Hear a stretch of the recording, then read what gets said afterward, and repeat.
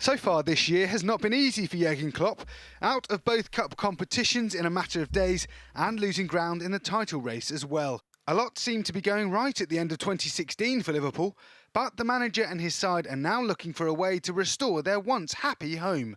If you now only take these 3 games and say, okay, everything is meanwhile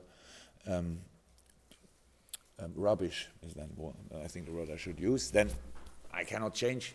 But for us, it's very important that we really still build on the good things, and that's, in my understanding, how life should be. If you suffer more under the bad things in your day, then you can celebrate the good things.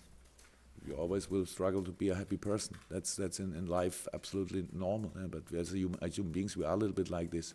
Injuries to key players, including Philippe Coutinho, and the curious club v country role involving Joel Matip, haven't helped. However, with top scorer Sadio Mane now being whisked back from the Africa Cup of Nations, Liverpool are hoping for a change in fortunes. Outstanding job, huh?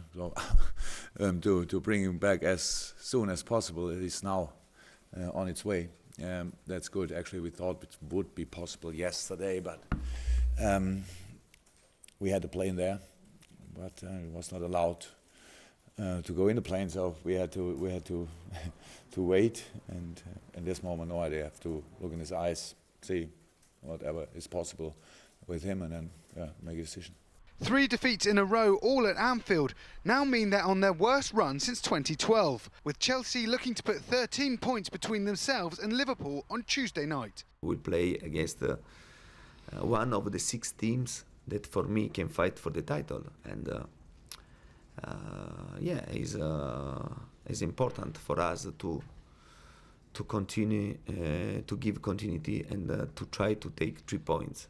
But for sure, it's not easy. It's not easy. It's been a tough start to 2017 for Liverpool. Just hours before the turn of the year, they were beating Manchester City at Anfield, and they were the closest challengers to Chelsea in the title race. They failed to win any of their 3 Premier League games since and have slipped 10 points off the pace. They could even find themselves out of the top 4 altogether if results don't go their way after the midweek games.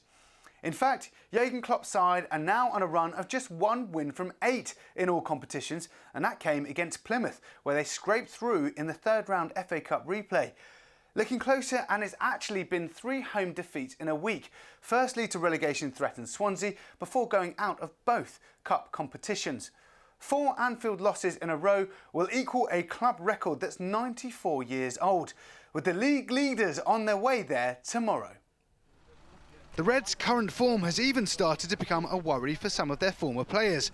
But there's hope that with their big players back, they can be a match for Chelsea. They get Mane back, and obviously Coutinho is going to start coming back gradually as well, as we've seen over the last week or so. It's a big couple of weeks for Chelsea. Obviously they play Liverpool and then Arsenal, and if they win both of those, then I think you could safely say that they're looking real strong favourites to go on and win the Premier League. But not many teams win at Anfield.